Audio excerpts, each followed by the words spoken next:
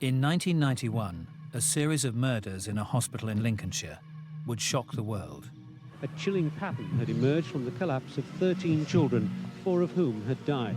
No one could believe that a nurse could kill 4 defenceless children and attempt to kill 9 others. There was a general feeling that she was being fitted up, you know, that it couldn't possibly be one of us and it couldn't possibly be her. One of the problems with killing in a healthcare setting is that as soon as the murder is over, the crime scene itself is sterilized. She would be known as the Angel of Death, but was Beverley Allitt born to kill? I believe she is a cold-blooded, calculating killer.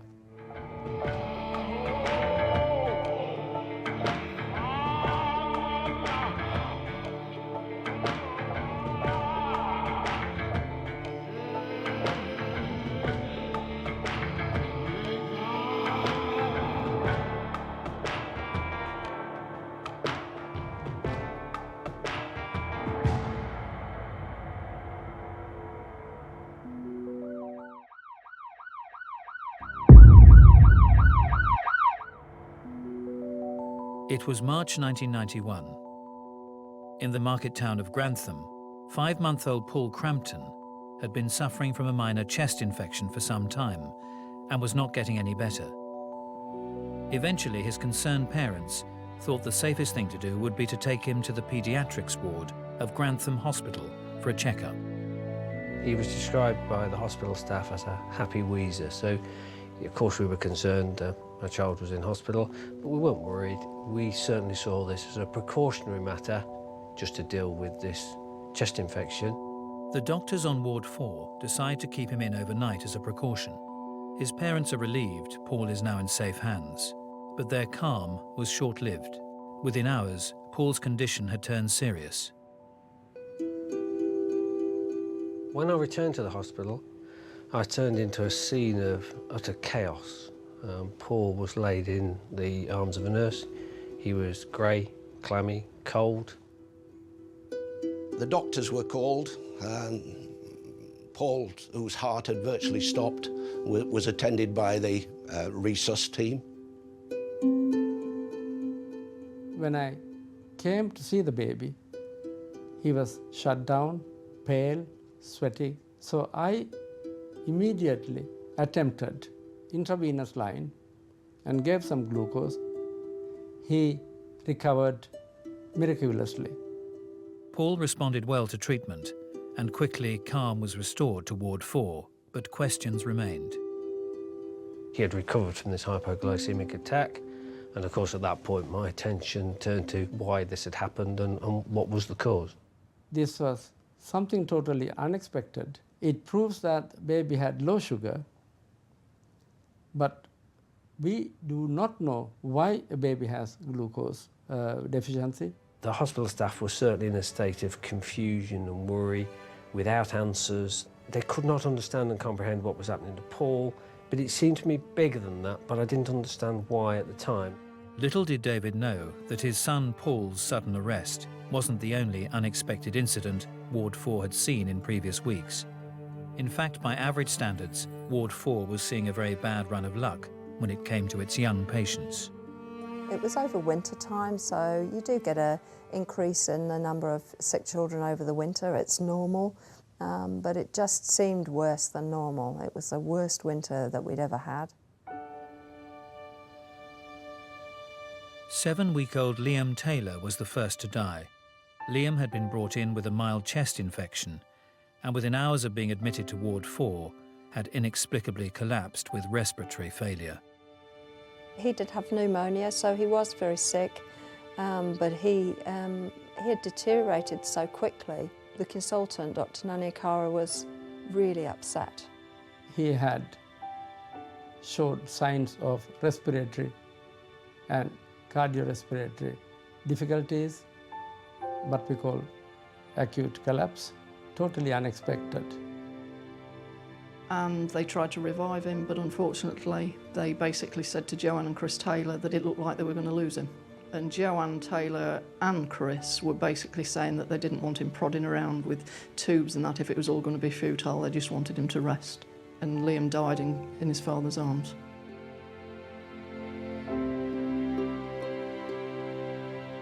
Just 2 weeks later, 11-year-old Timothy Hardwick, a severely disabled child, was admitted after fitting at school. I had asked Beverley if she would admit him and watch over him while I was doing the drug round. I hadn't finished the drug round when she called out that there was a problem. Timothy had turned blue and was barely breathing. An emergency team attempted resuscitation. But at 6:15 p.m, he was pronounced dead. Often children who have a disability can have a shorter lifespan because of fits or because they get pneumonia or something like that. So it wasn't totally unheard of, but it was sad all the same.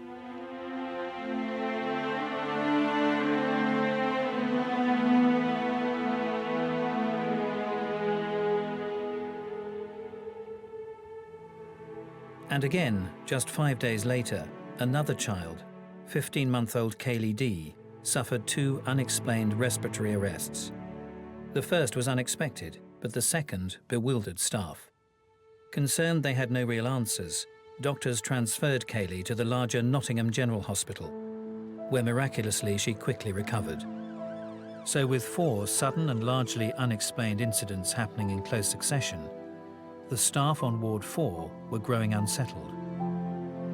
All of us had our own anxieties, worries. We were very upset. You try to make sure that what you do is the best you can, and when it doesn't happen, when you have children that die, you find it really hard. For David and his wife, the panic was over for now, and their 5-month-old son, Paul, was on the mend. Beverley Allitt, being the nurse on duty, went to take down the drip, and once again the child became cyanosed and the resuscitation team were called to restart the child's heart. Paul Crampton was successfully revived again, and for 3 days remained happy and content. So stable was Paul, in fact, that doctors felt as though he was safe to return home, and preparations for him to do so began. I'd gone to the hospital canteen to get some lunch, and when I came back, Paul was having another hypoglycemic attack. With this third unexplained incident, enough was enough. The doctors were at a loss, and Paul needed help fast.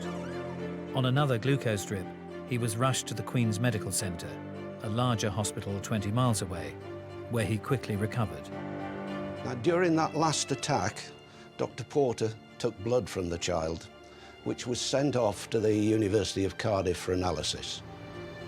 To make sure Paul Crampton got to Nottingham safely, a concerned nurse took it upon herself to accompany them in the ambulance. Nurse Beverley Allitt volunteered to go with my wife and be with her during what was clearly quite a traumatic journey. On the surface, the inexperienced nurse had had a terribly traumatic beginning to her career. But to everyone's relief, Allitt had remained cool, calm and collected throughout. Her colleagues certainly felt sorry for Beverley Allitt in the first days because she had been present at several of the attacks. The truth behind Allitt's composure, though, was far more sinister.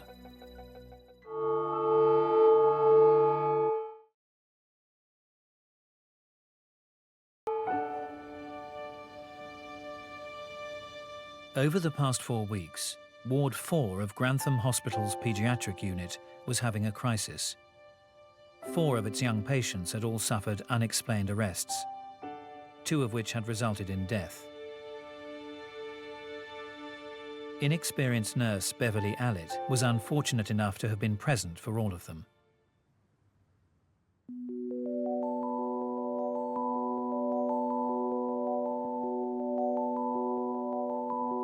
Beverley Allitt was born on October 4th, 1968, in the pretty village of Corby Glen, nestled in the countryside of Lincolnshire. Corby Glen is a small village, just on the edge, really, of Lincolnshire and Leicestershire. It's a small community where most people know each other. Most people would know each other's business because of the very nature of the place. She was one of 4 children. In birth order, she was the second oldest. From a very early age, she was an attention seeker. It was quite plain that she was an attention seeker.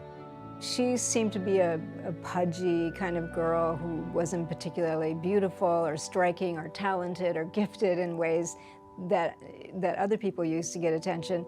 So she found that having a hurt arm or a cut or a bandage or a broken arm or something like that got attention.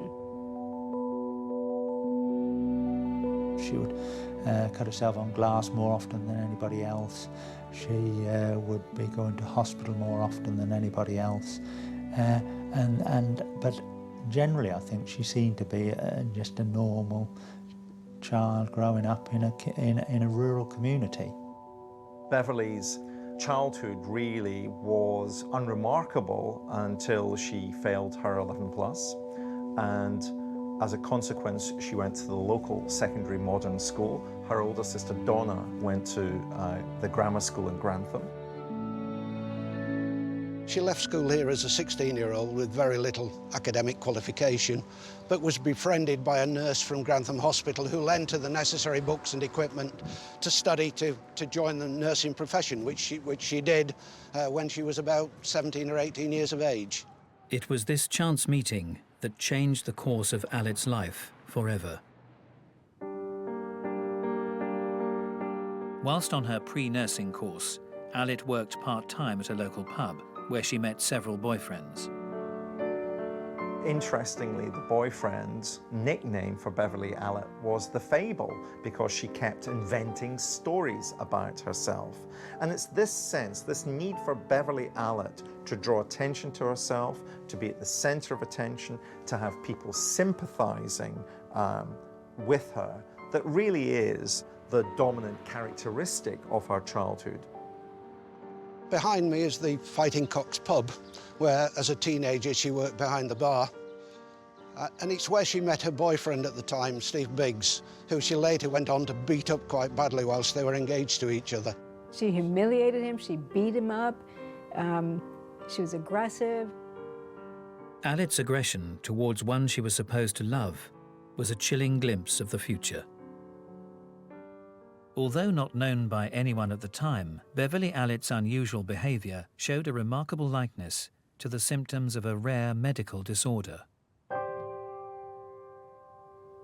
Munchausen syndrome was based on the case of Baron von Munchausen, which was a individual who traveled around the world and was famous for telling tall tales and fantastic stories about all of his exploits. With Munchausen, the person will try and draw attention to themselves by causing themselves damage, which is what Beverley did. She injected herself, she cut herself, she did all sorts of strange things to herself. It's technically called today factitious disorder, which is a conscious production of fake symptoms, but based on unconscious motives. And it's generally believed that at least one of the main motivations, but maybe not all of the motivation for this, is they want attention. They want sympathy brought about them because they're so sick and they're constantly ill and constantly in the hospital and this sort of thing. They're actually known as hospital hobos or hospital hoppers. Some doctor will wise up and say, you know what, there's not really anything wrong with you, and then they have to go on to another one, and then another one, and another one. No one could have guessed the implications of Allitt's behaviour, and it didn't stop her finding an area of study she felt comfortable with. In September 1988, Allitt was accepted by Grantham and Kesteven District Hospital for training as a state-enrolled nurse. Well, it's no surprise to have her pick, I'm going to be a nurse. This will get her very close to the hospital staff on a daily basis. So that's no surprise to see her go into the medical system at all. Mysteriously, as soon as Allitt enrolls, bizarre incidents begin to take place at the medical college dormitories. Feces were placed in the fridge, feces were put under the cooker, curtains were set on fire. There was a whole host of these sort of incidents. These were never specifically identified as being the work of Beverley Allitt.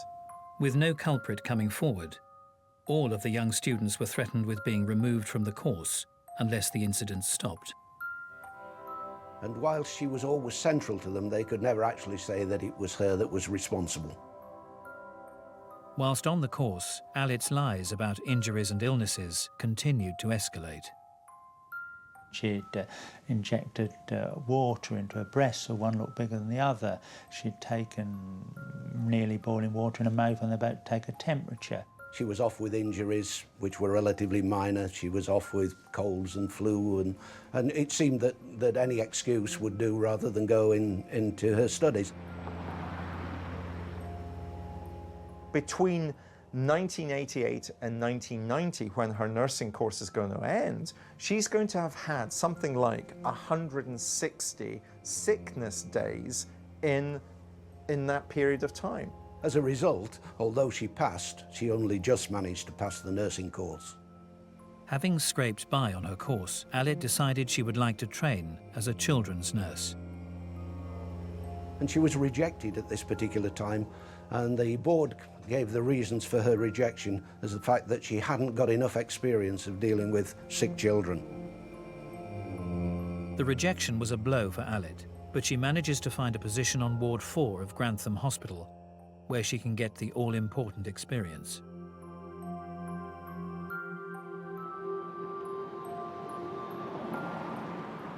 This is Grantham Hospital.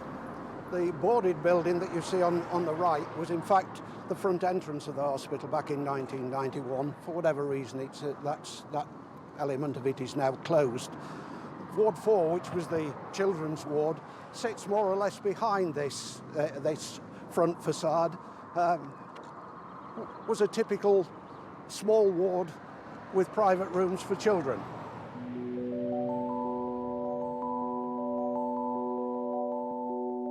Ward 4 was the paediatrics unit of the small local Grantham and Kesteven Hospital. It had always been a calm place, with a steady stream of kids with the likes of broken legs or grommets, generally nothing serious.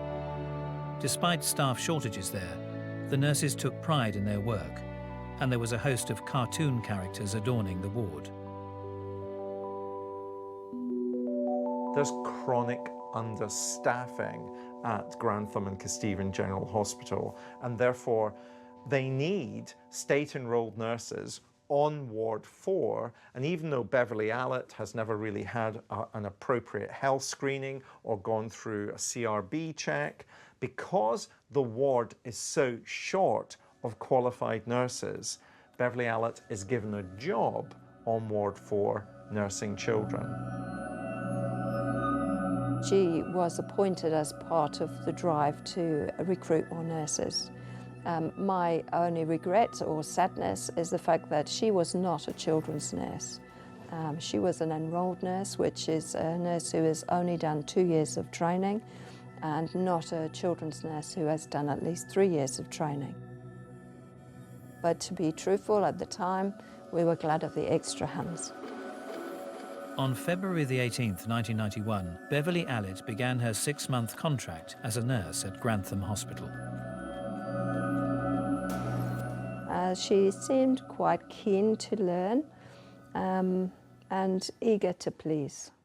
It seemed that she started just at the right time, as things on the ward suddenly got much busier than usual, with a number of unexpected hypoglycemic attacks ending in the tragic death of 2 young children.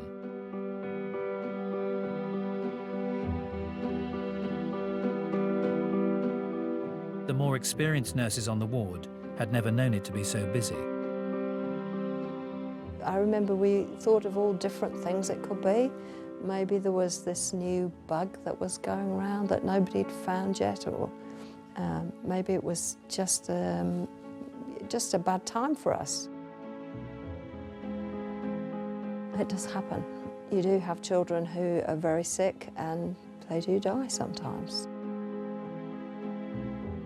The last thing anyone expected was that the killer was one of them, someone employed to protect children. We work on trust. The day we lose our trust, the whole system will collapse. Over the next 2 weeks, the situation on the ward continues to deteriorate, as another 5 children suffer a total of 7 collapses, one resulting in the death of 9-week-old Becky Phillips.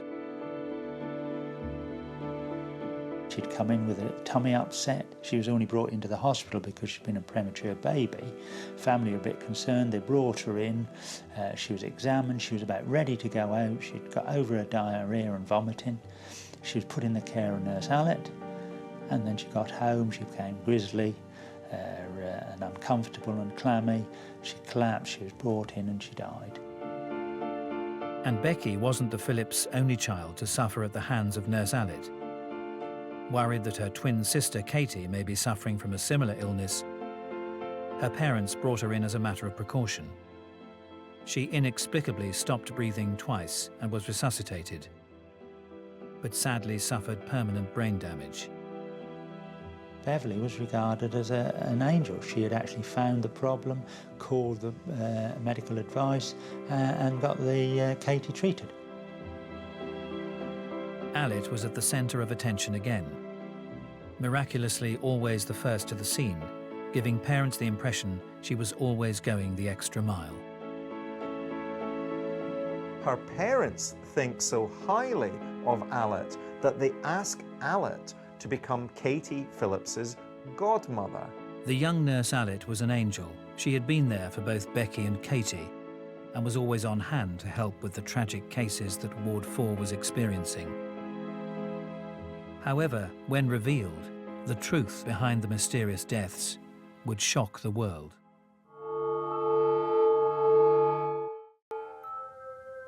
Ward 4, the paediatric unit at Grantham Hospital, had had a string of young patients experiencing unusual attacks. One of these was 5-month-old Paul Crampton. On the 12th of April, 16 days after it had been sent for analysis, Paul Crampton's blood was finally tested, and the result was not good news. The examining scientist had discovered 500 milliunits per litre of insulin in the blood, which is completely unusual because in a child it should be in the region of 10 to 15 milliunits per litre. Since the child had recovered spontaneously, they concluded that either it was a rogue sample or that the child had suffered from an insulinoma, a malfunction of the pancreas which had now righted itself. So no action was taken in respect of that. A child is in a hospital because they're sick, and so the fact that they would die is not completely unheard of. I mean, people do die in hospitals. I didn't think that there was anything happening that was caused by a person.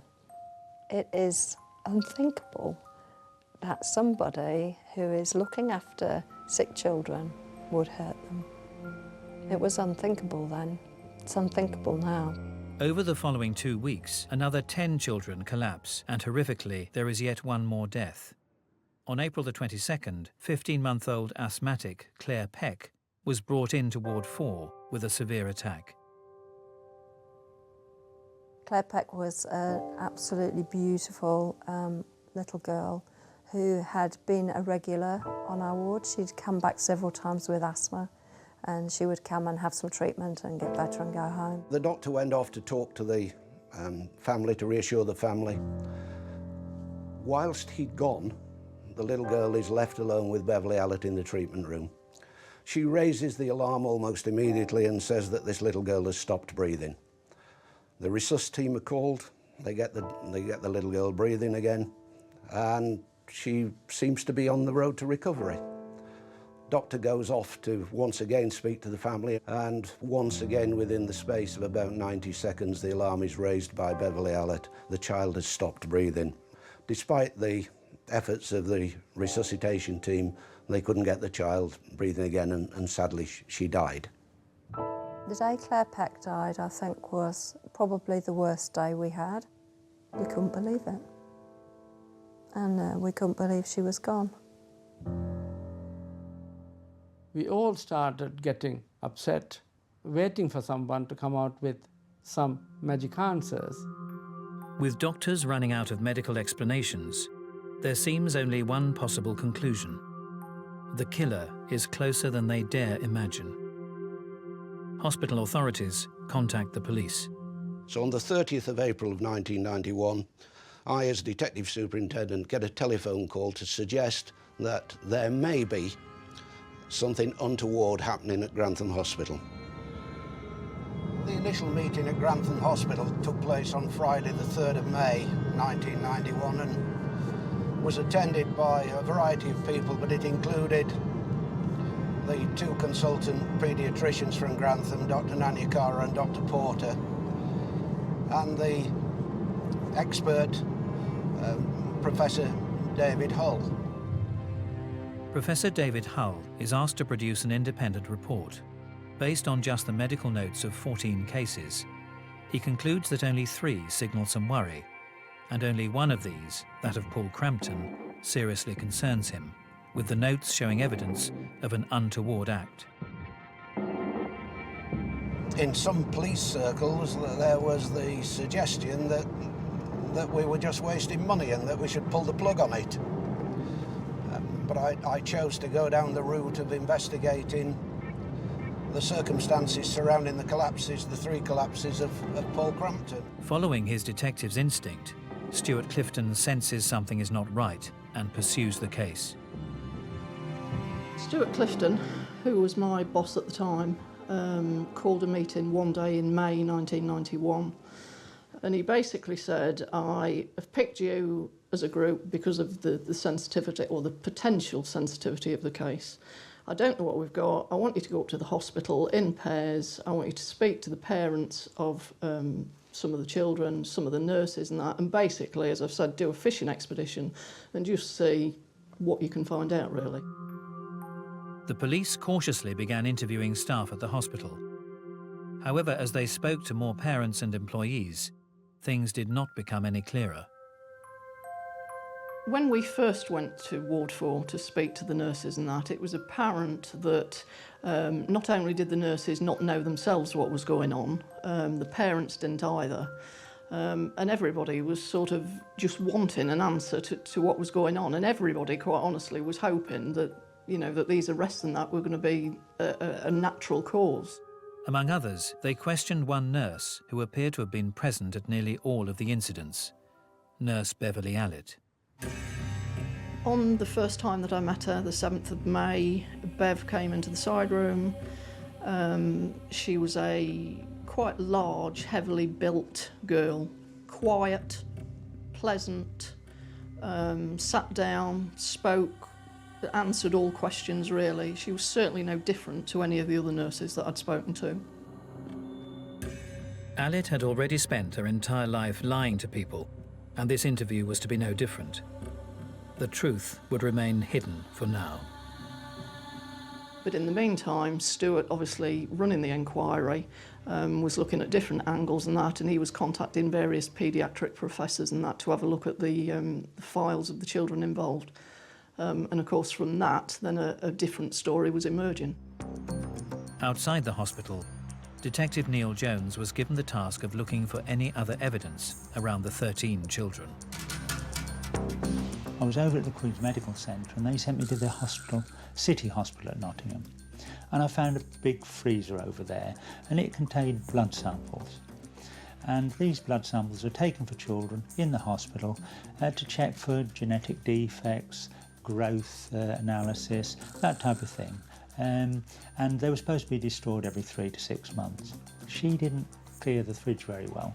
So we got in this freezer and we recovered 9 blood samples out of the 13 children that had been attacked. These samples were sent away to Professor Vincent Marks at the University of Surrey. And among them was a sample of Paul Crampton's, which was tested for a second time. What he discovered was quite astounding.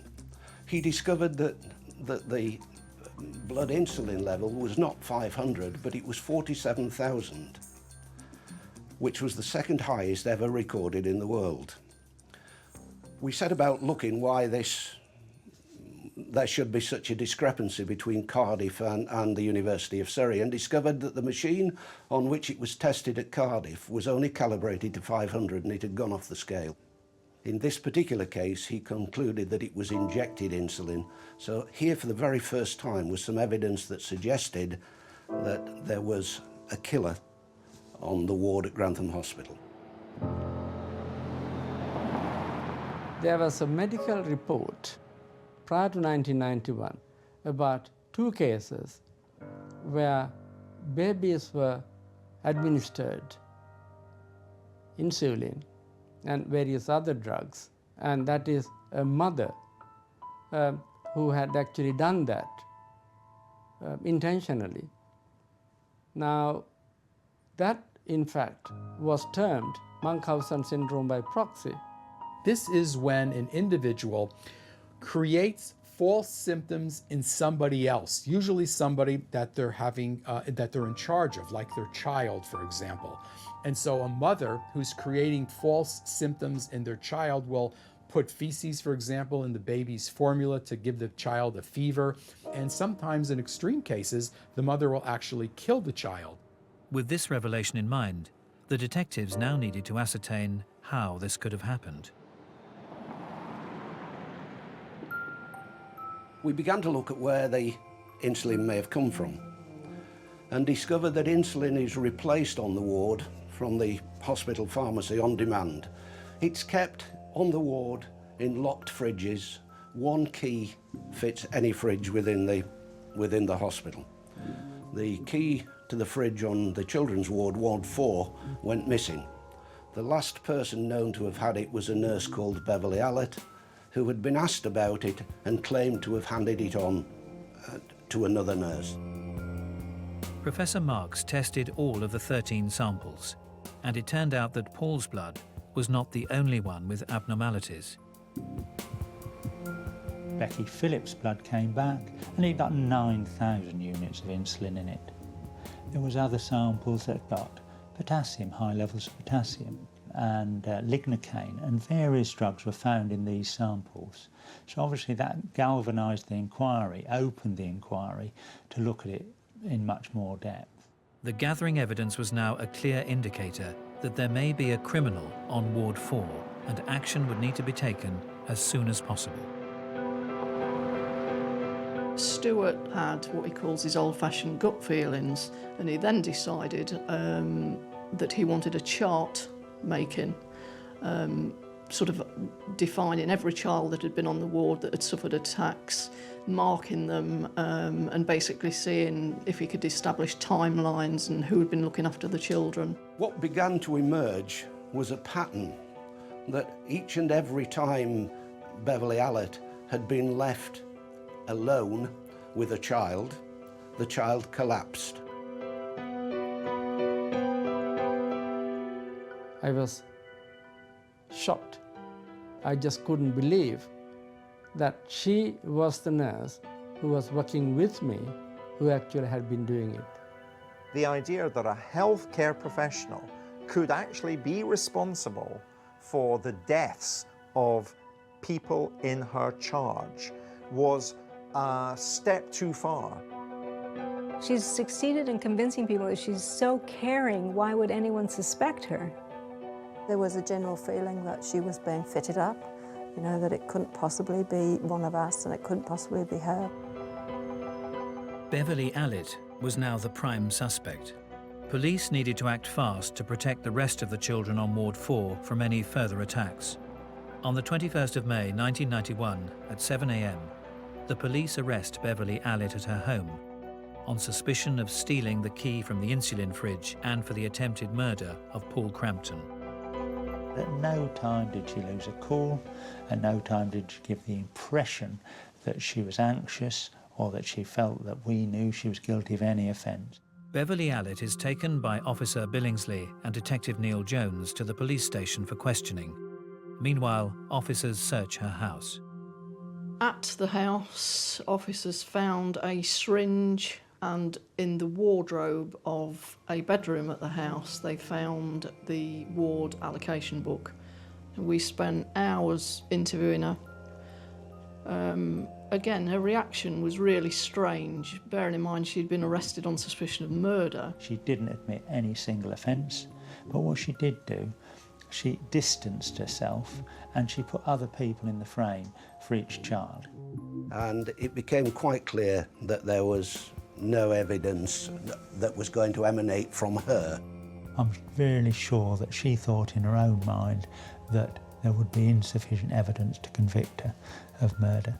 The unusual circumstance of each attack meant that the police did indeed struggle to gather enough evidence to convict her. Allitt was released pending further investigation.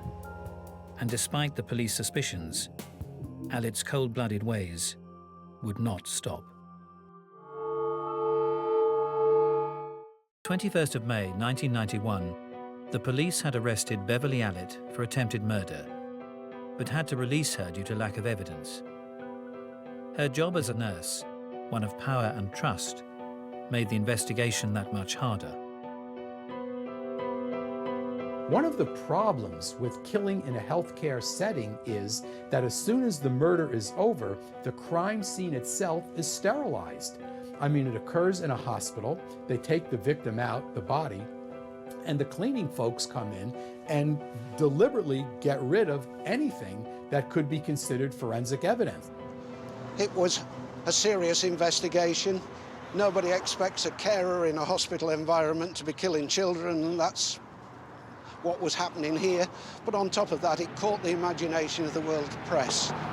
And the consequence of that was that it was big news right across the world.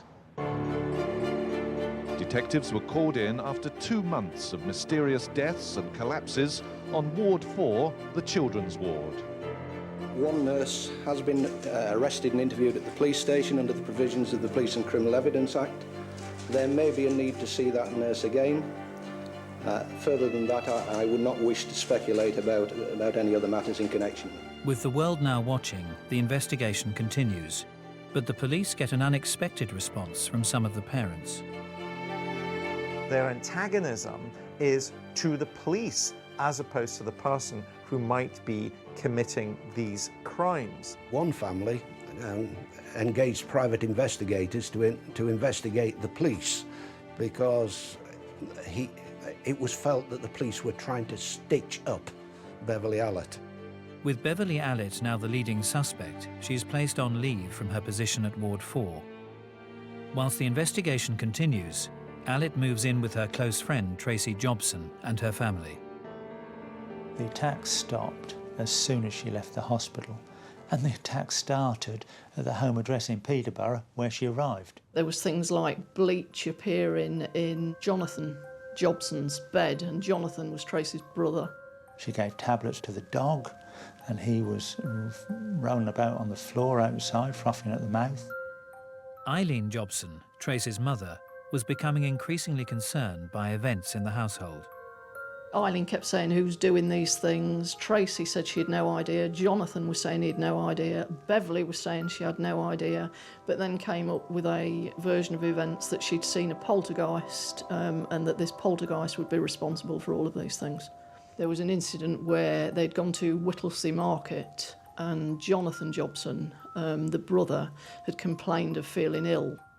And whilst shopping, Jonathan collapses and he's taken into Peterborough Hospital, and it's later concluded that he'd had a hyperglycemic attack. And surprise, surprise, Jonathan was made a drink by Beverley Allitt before they left for Whittlesea Market, a blackcurrant juice, which he says tasted funny when he was drinking it. Eileen Jobson could take it no longer.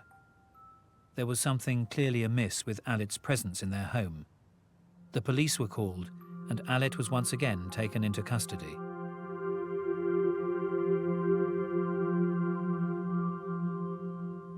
By November 1991, we were in a position to charge Beverley Allitt, and she was charged by Neil Jones with 13 counts, 4 of murder, 8 of attempted murder, and 1 of grievous bodily harm. Again, Beverley's reaction shocks the police. Beverley Allitt stood there and made no comment whatsoever, no reaction whatsoever. It was unbelievable. This doesn't reveal her calmness and her coolness. This actually reveals her underlying mental health problems. She's simply not operating on the same moral level, the same rational level as you and I, and therefore can't comprehend the seriousness of the circumstances that she's in. She went to a cell, she ate a meal, and she slept overnight. How could anybody sleep when they'd got such horrendous charges hanging over their head? But her sleep continued and she had to be woken to get ready for court the following morning. I just found it quite astounding. Over the next 15 months, Beverley Allitt is held at Wakefield Prison, where she awaits trial. On the 15th of February 1993, the trial of the Crown versus Beverley Gale Allitt begins. A former nurse who's accused of murdering 4 children has gone on trial at Nottingham Crown Court. Beverley Allitt was brought to Nottingham Crown Court from Rampton Hospital to face a total of 26 charges. Allitt was arrested last May after what the Crown called a chilling pattern had emerged from the collapse of 13 children, 4 of whom had died. By the time she came to trial, she'd lost an awful lot of weight, and she didn't attend trial for huge chunks of the period of time, claiming that she was ill. At court, Beverley Allitt pleads not guilty. She doesn't take the stand, and therefore she fits a pattern of a number of serial killers who will be silent in relation to the charges that have been brought against them. Regardless of Allitt's plea, the prosecution's case was watertight. Allitt was guilty of all charges. She had been the only one in attendance on all occasions children were attacked on Ward 4, and she had been there when Jonathan Jobson fell ill.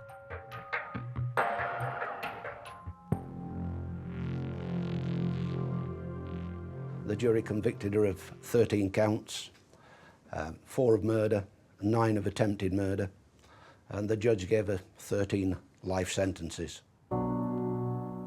Everyone was so overcome with emotion, basically, particularly parents that had lost a child. And the police officers, including Stewart and the prosecuting barrister, and that were absolutely overwhelmed and pleased with the result.